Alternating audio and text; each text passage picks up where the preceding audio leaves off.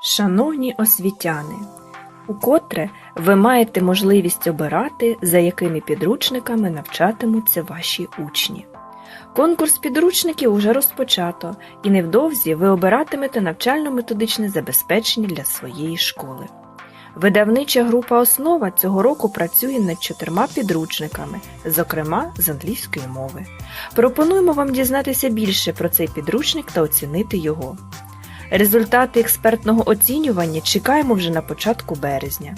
Якщо наш підручник буде рекомендовано Міністерством освіти та науки України, ви зможете за нього проголосувати. Автори підручника – фахівці-практики, які мають багаторічний досвід викладання англійської мови не лише в Україні, а й за кордоном. Підручник побудовано з урахуванням часу, який передбачено для проведення семестрового контролю за аудіювання, говоріння, читання та письма. Акцент зроблено на реалізації компетентнісно орієнтованого підходу до навчання. Підручник цілком самодостатній. Потреби у використанні будь-яких додаткових матеріалів немає. Усі матеріали автентичні та сучасні, адаптовані відповідно до рівня вимог чинної програми з британських джерел – преси, радіо, інтернет-блогів, рекламних та інших оголошень. Виконання більшості завдань підручника передбачає застосування компетентнісного підходу, критичний аналіз певної проблеми, обговорення її в парі, групі або команді, пошук розв'язання проблеми та обґрунтування своєї точки зору. Онлайн-підтримка, яка надає можливість завантажити аудіододаток до підручника, а також виконувати тренувальні вправи та експрес-перевірку навчальних досягнень учнів у режимі онлайн. Інтерактивний додаток – це онлайн-тести за матеріалами підручника видавничої групи «Основа». Усі матеріали невдовзі буде розміщено на сайті bookosnova.com.ua у відкритому доступі. Онлайн-тести доповнюють можливість перевірки знань учнів в інтерактивному режимі. Ми не обмежуємося стандартними тестами. Серед варіантів завдань ви знайдете такі, як хронологія, відповідність, випадні списки, інтерактивні картинки. Завдання доповнено графічним, флеш, відео та аудіосупроводом. Проходження онлайн-тесту можливо як на стаціонарному комп'ютері, так і на пристроях персональної електроніки, планшетах та смартфонах. Ми надаємо можливість учителю вести статистику за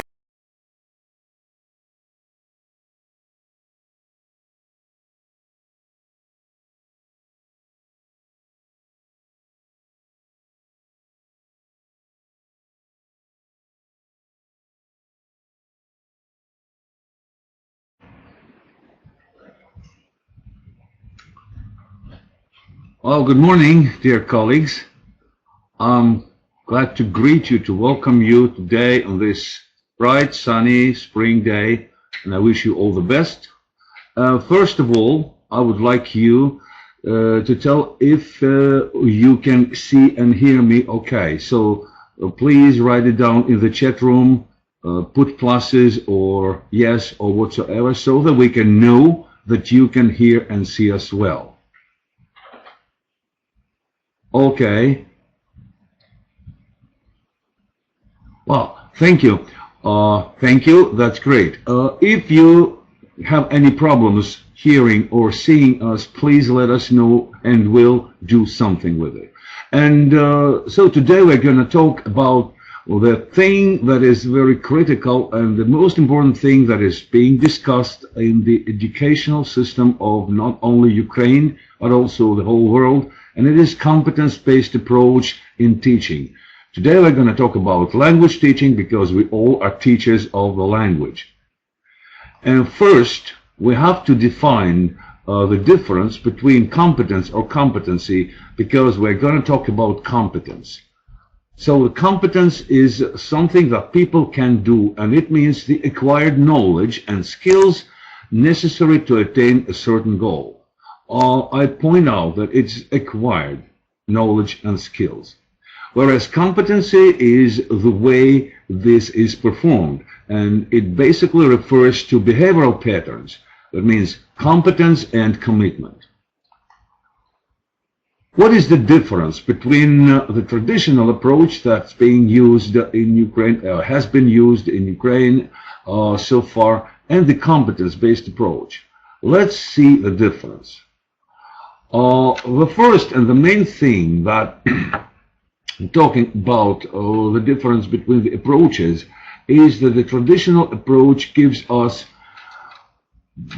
something like knowledge about the language, the basic knowledge about the language and the basic skills. And this does not necessarily refer to real life. Like, for example, we study some sort of a grammar tense, like past simple, let it be.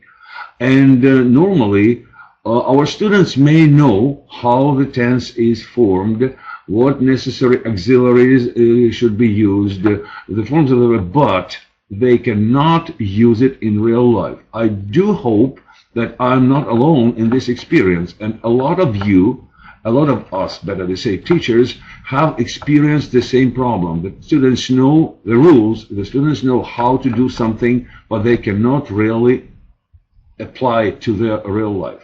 And the difference between this approach and the competence-based approach is that the accent is put on the ability, the acquired ability to do something. And that is why we have to pay attention first to what our students are able to do using the language in a meaningful life context. In this respect, the result is not I know what, but I know how to do something. And the learning process definitely transforms it from reproduction into production, because to perform real life activities, students always must produce something. And that may be some mock production or real production. It really doesn't matter, but the accent is put on real production. And in this respect, the role of student autonomy and independent work goes very high, because it is impossible to work to produce something if you are under control. So students must be free in their activity, in their productive activity. And the assessment of the tasks, of the achievements, is not just based on the points or grades acquired for or received for a certain task. It is a constant process which goes on from the first until the last point, the last day of the learning unit. Let us make a brief summary. So the traditional approach is good, it's definitely good, but it refers from acquired knowledge to solving a communication problem by teaching what? Very often it brings lack of motivation, low motivation or no motivation at all. Like we know, because we're going to talk about motivation a lot today, and you know that there are two kinds of motivation basically, the inner motivation and the outer motivation. And now we're talking about the inner motivation of students, which is very important to bring up, because without inner motivation, only if the students are just told what to do, which is outer motivation, that's not going to work. Whereas the competence-based approach produces, or provides, better to say, a real-life problem which must be solved. And for solving this problem, certain skills and knowledge of the language are needed, and this brings quite a high motivation to learn for doing something, for solving the problem.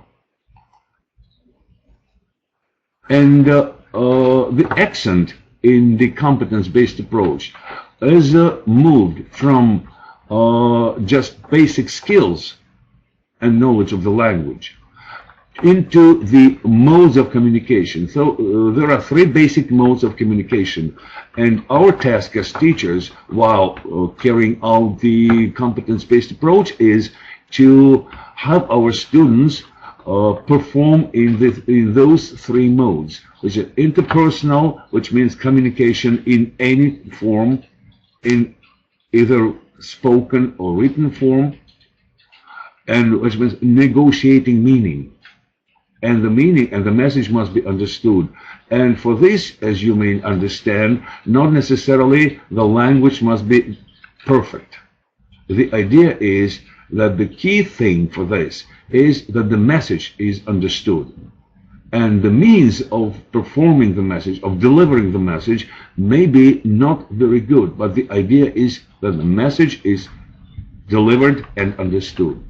The interpretive mode is something that is necessary and which requires kind of passive skills of listening and reading, because we have to get some information, and this can be done in either written or oral form. And the last one, which is not very often used and which is not very often paid attention to in current school, is presentational mode. If you see, is something that is aimed at delivering or bringing some information to our listeners or to readers, and the idea that the speaker or the deliverer is alone, and he or she has to persuade to bring the idea that he or she is going to deliver, and to take into account the impact that his or her speech, written or spoken, is gonna produce on the audience. This is something that is very important, and I bet not very many of us do pay attention to this mode.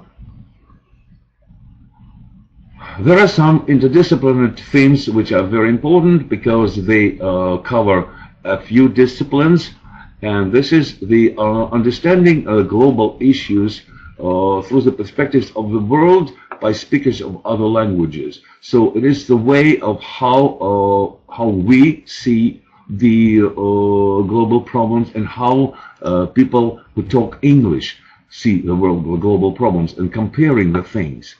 I would like you to pay attention to the word comparing, because there will be two things that we're going to talk about. I do believe that they are most important in implementing a competence-based approach in the classroom. Those are motivation and critical thinking. They're critical, they're important. So the next one, which you know very well, because these ones are introduced into the Ukrainian framework of competence-based approach, is the financial, economic, business, and entrepreneurial literacy. The learning about how the world works in the domain of economy and money and business.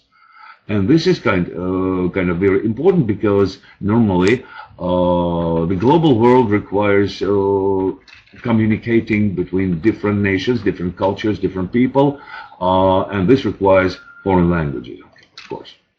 The next thing is civic literacy. So a person is a member of society, and the person as a member of culture. And this refers to understanding the differences between the cultures and legislations, judicial and other things of the home society and of the target society, of the culture, the language of which is learned.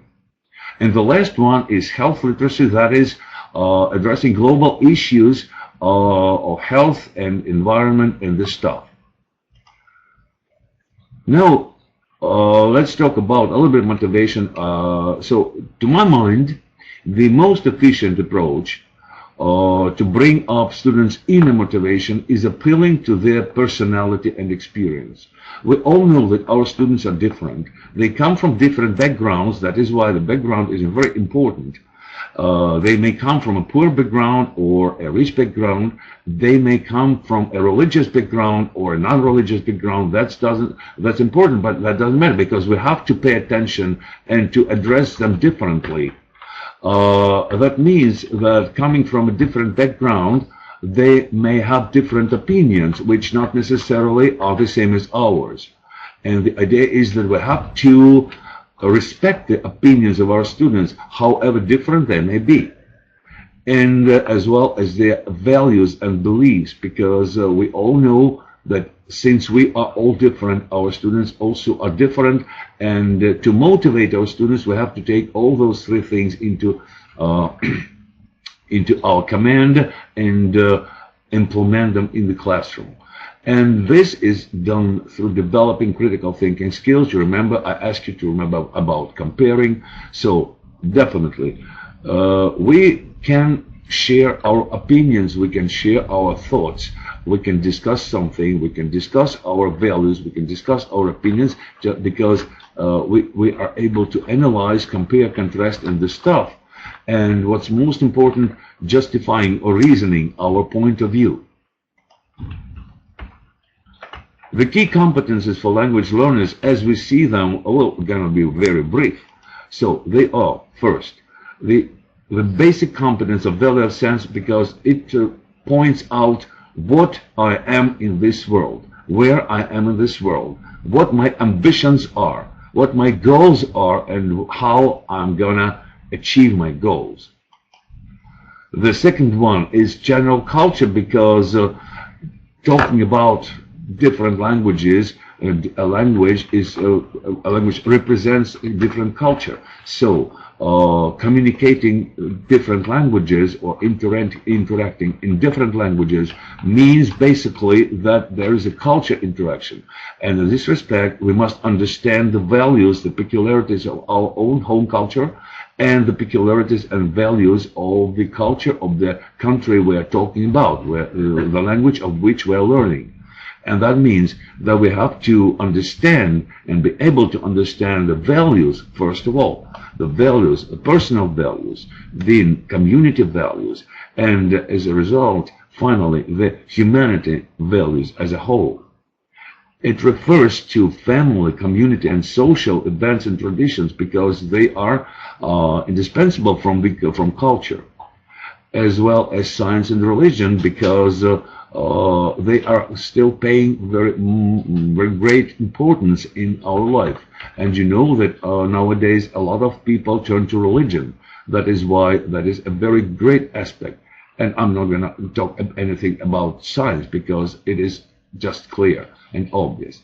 And the last thing is everyday life and leisure, because we have to understand the ways of time management, not only while we are working, but while we are at home. The next one is very important for us as teachers, is cognitive and learning competence, because it implies being able to set goals for a particular learning process or cognitive process, to plan the activities, to analyze the activities that have been made, to reflect on the activities, to find out if they were successful or they were not successful, and to assess oneself, which is very important, because self-assessment becomes very important in this way of teaching and learning. And of course, the ability to be functional literate, first to be able to tell facts from fiction, and to measure the things using a variety of ways. And in this respect, the most important thing I deem is information competence, because whatever we do in this world refers to information in this or that way. I think you will agree with me. This means that we have to be able to not to get drowned into the ocean of information we receive every day. And for this, both we and our students have to be able to carry the independent information search for the purposes that we set for ourselves, for the goals that we set for ourselves. So, and we have to analyze the information that we come across, to select the information that we need, to organize information in an appropriate way, to transform information, to save it in the way that we need, and to share it to others. And it is critical. One thing that I did not mention here is verifying information, which is very important, because since a flow of information is great, is incredibly great, and it is not often very very easy to find out which information is correct, which is true, which is not. That is why it is very important to learn ourselves and to teach our students to be able to find supports, to verify the information in 2 or 3 independent sources, to be sure that the information they provide is correct. As for us as teachers of the language, communicative competence definitely plays the most important role. But we're not talking about interacting in a foreign language. It refers to communication as a whole. So being able to interact with people and events, both close and far away. And that's in just framework of a class activity. It refers to working in a class, working independently, working in pairs, working in teams, working in groups, and being able to set the role in a group. We're going to talk about it a little bit later, but the ability to take various social roles in the group helps our student to understand that the same is going to happen in their real life. Because once you are a spokesman for a group, the next day you have to find some information, so you're the information seeker. Then you are an analyst the next day, and you change the roles in the group, and you find out what the importance of these roles is. And you will be able to switch the roles when you come up to real life. And of course, since we are foreign language teachers, we have to pay special attention to using foreign language for all these procedures, and to be able to use the language to communicate both in groups, both in pairs as well, and to use the foreign language communicating with with the outside people, not necessarily across the ocean, but maybe outside the classroom, and that's it. So being able to use the language for the means of communication, that's the idea. The social competence, we've already mentioned it, like civic one. It is the same as the previous one, basically the same, because it refers to a wider range of activities of not being a member of a group, but being a member of a society. Because every day we perform and carry out different roles in the society. In the morning or in the evening, we are parents, or maybe we are children, we are relatives in our family. And at school, we are teachers, maybe directors, maybe assistant directors, and we are friends, maybe we are colleagues, and this is a different social role, and so on and so forth. And when we go out of school, we go to a shop and we are customers, and sometimes we are manufacturers because we produce something, and we produce some maybe audio or maybe some handouts. We manufacture, we produce it to our people and distribute it to our students, distribute to our colleagues and the stuff. So that's the idea, being a member of a wider social group. And the last but not least one is self-perfection competence, because the idea with which our students have to come out of school after graduating is the ability to understand that the process is continuous, that the process is absolutely non-stop, and that goes on through the whole life until the last day of your life. So the process of self-study, self-perfection, both physically, spiritually, and intellectually, is absolutely necessary, and it cannot be stopped. And of course, it is the idea of self-reliance and self-regulation. And the thing that is very important for not only school studies, but the whole life itself.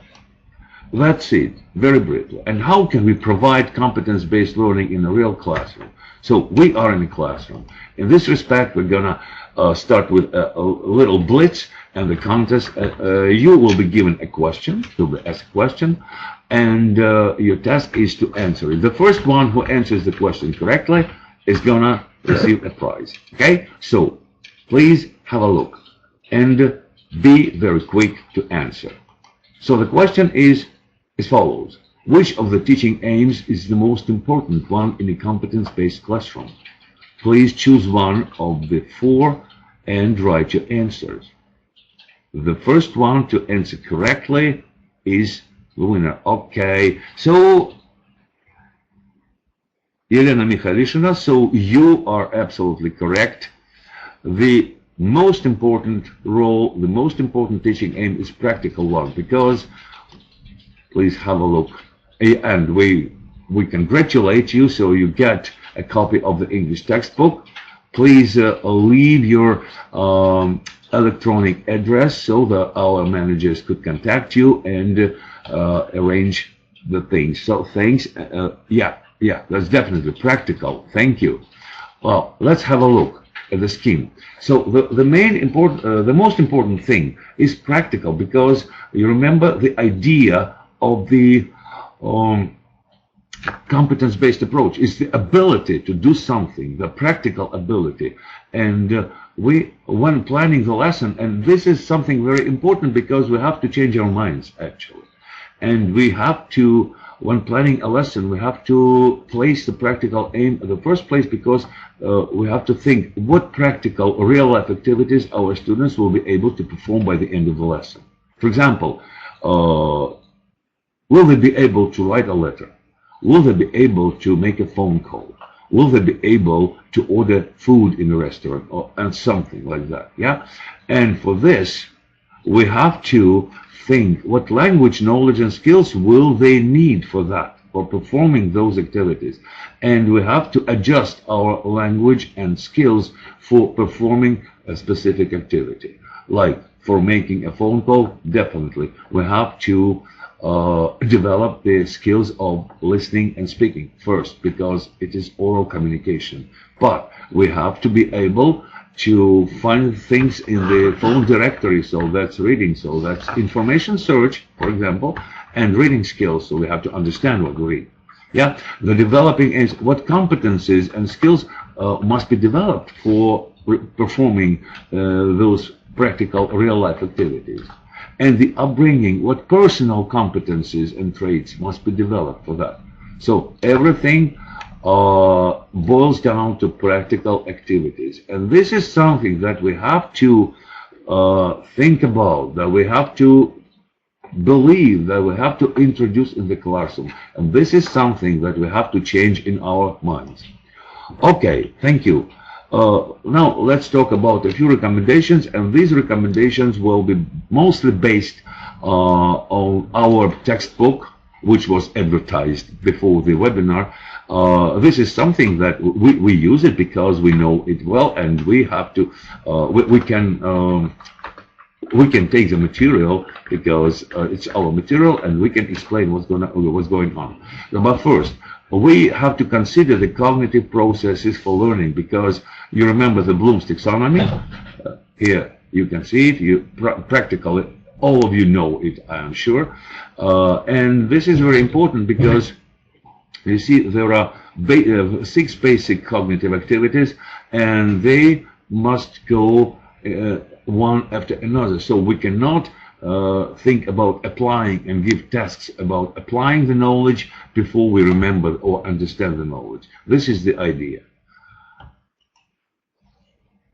Well, and the 3 steps of the learning unit that are basic. We activate the knowledge and the present content. So this is something that we normally do, and normally we do it. We start doing it at a warm-up stage of the lesson. Then we structure the knowledge that we're going to give our students and apply the knowledge for a specific purpose. Please have a look at the example. How can we do that? So the idea is we bring real life context, basically real life. Something must be taken from real life experience, not abstract, but real life. And the tests must be challenging. Not language-based, but challenge our students. That means motivate our students for doing the activities. I understand it is very difficult, actually. It's very difficult. The most difficult thing is to motivate students for doing the things, to produce inner motivation. And in this respect, when you plan the lesson, when you plan your activities, try to formulate the tasks the way that they could motivate the students themselves. So the students be motivated. Have a look at the example. So as you see, it's lesson bit later, and it is dedicated to reading skills, basically. So it concentrates on reading skills. What do we do first?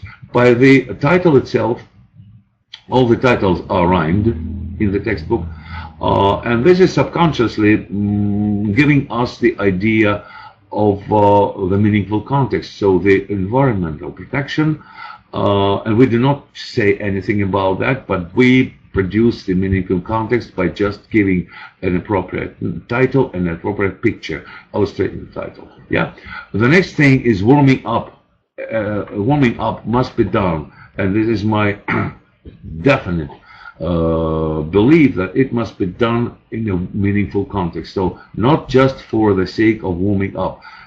We can warm up our students in a meaningful context. Like here, we are asking them to make a rhyme using the given words or producing their own words, and discuss it, the result of the work in the class. So from the very first stage of class activity, we start some productive work, and the students share their results. The critical thinking, as I already said, is important and is significant, and in this respect, we ask to compare the things and to activate the previous knowledge. You see, so the idea is that in the previous lesson they were listening to the lecture, and to do the task, they have to appeal to their previous knowledge, to the knowledge previously get, to recall the knowledge, to discuss the ideas, and to sort out the things into appropriate categories. And thus we set up the idea for meaningful research. What else can we do? Have a look at the task. When we ask a question, do you agree or disagree, we appeal to a personal background, to something personal. Yeah, because every person has his or her own opinion, and he may agree, he may disagree. That's okay. It is not necessarily that they should agree to whatever you say. They may disagree. It's even better, because a disagreement gives the background for discussion, and discussion is always good because it's using the language in real life communication. Yeah. Again, so we appeal to the personal background by asking just a question: do you agree or disagree? And then students have to look through the text, find the answers to the question, and ground their opinion. The learning situations, as you have already seen, practically all the situations include working either in teams, in pairs, in groups, and very seldom individually or in a whole class. So basically it is enhancing interaction in a variety of ways. Mixing, changing the groups. So you see, again, work in small groups. So whatever is done, it should be done by exchanging the opinions, discussing the ideas. And it is possible to do in any class, in any grade, with any textbook. The idea is that you formulate the tasks the way that it provokes discussion, provokes opinion exchange. And which is very important in the competence-based classroom is embedding the tasks from local, from small to global meaningful context. And this works okay in describing and comparing the things that are done on a local scale to the things that can be done globally, or make inferences, or make conclusions, or make predictions, or whatsoever. That all works okay. What is extremely important is using real-life statistics, samples, and materials. Definitely. Something that is taken from real life. Like here, it is a real-life blog that was taken, that was adapted for the ninth grade students. And you see, the idea, a real-life sample, and is challenging because it is talking about trash. It's talking about something that we experience every day in our life. And that gives a good ground for further discussion. Like you can see, we appeal to personal background, because as we know, as I already said, our students have varied backgrounds. So, and the person who lives in a poor family has a very different experience with trash than a person who lives in a rich family. And their experiences are different. And this is the point to discuss. This is the point to come to share their ideas, share their opinions, and maybe learn something new, because these are the things that normally are not discussed in real life, in real classroom. What is very important, as I already said, is giving some authentic teaching material. Like you see, the Did You Know section is given throughout the unit, and the whole unit is dedicated to environment, and every lesson of the unit has the Did You Know section, which in this or that way refers to the idea in Britain, in the British Isles, and they all give the ideas of comparing, contrasting it to the real life in Ukraine, to something that students know okay. And the last task in this this lesson will be setting the goal to define and find a solution for a real life problem. You see, the critical problem for your neighborhood or community. And again, in a different classes with different backgrounds, those problems may be very different. And what do we do by assigning such a task? First, we encourage setting goals for a particular purpose, like making decisions and planning the actions. We encourage independent search, because like a person who lives in Western Ukraine will have a different problem from, say, like environmental problem, like from the person who lives in the center of Ukraine, because they're just different geographical areas and the problems may be different. So the information search will be very useful, and they will be independent. Again, appealing to personal background, I bet you are tired of that, but that is very important, and that works okay in whenever you appeal to a personal background, that works. Whenever you just say it abstractly, that doesn't work.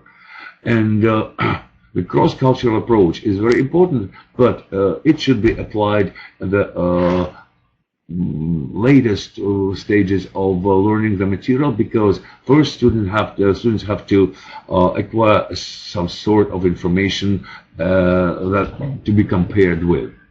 And critical thinking and interaction are absolutely important.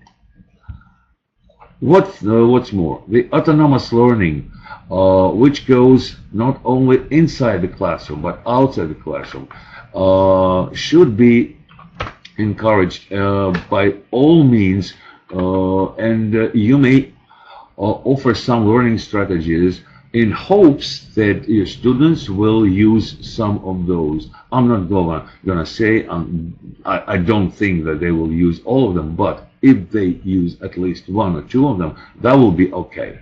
In my opinion, the most important thing in this is daring to make mistakes, because this is something that prevents students from learning most often. They are afraid to make mistakes, and if you show them that they are able to make mistakes, that you are able to make, that we are able to make mistakes, and that is okay, that's not critical. Like, we don't care if a person who we see in the street speaks our language with mistakes or without mistakes, unless since we understand the message, what the person wants. And the same is okay about the British and American people and Australian people, because they don't normally care what kind of language you speak. If they don't care about your accent, they don't care about your vocabulary or about your grammar. They are interested in what message you are going to provide, what are you going to say. And if they understand, they will do it. And this is why it is very important to tell our students, to let them know that making mistakes is okay. It's normal. Everyone makes mistakes. And the last but not least two things is the changing of the teacher's role in the classroom. So no more instructing. Just the teacher facilitates the work, the autonomous work of students. Helps, guides, of course. Yeah, we're not aside. We are in the process, but we are not guiding, we're not directing the process. We're helping the process to develop.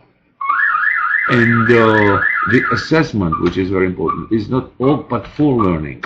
So when we pay attention, not, and this is critical actually, we pay attention not to what mistakes students make, not how many mistakes they make, but how many correct sentences they have given. You see, the change, the change in approaches. So the positive approach is very important in this respect.